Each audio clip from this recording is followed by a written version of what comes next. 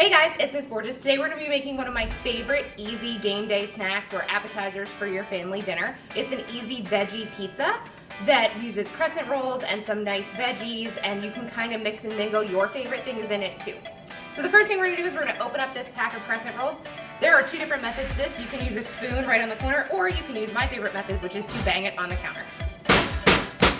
Then you're just going to take out the entire sheet. You're not actually going to make the crescents, you're just going to put the entire sheet right on your cookie sheet that's lined with parchment paper. That's just so it doesn't stick. Then we're gonna go ahead and put this in the oven at 375 for 15 minutes. Okay, so the first veggie that we're gonna do is carrots, full of vitamin A, great for you, and they taste great.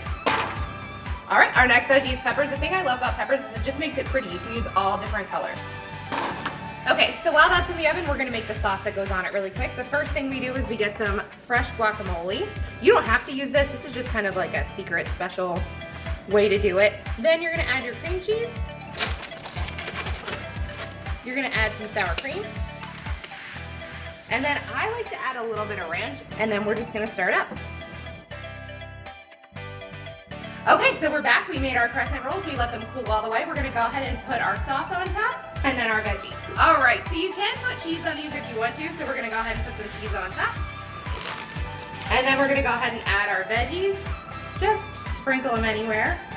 Okay, so here we have our nice alternative to regular pizza with some veggies, and it's pretty and it's a nice easy appetizer to make for any type of function that you might have.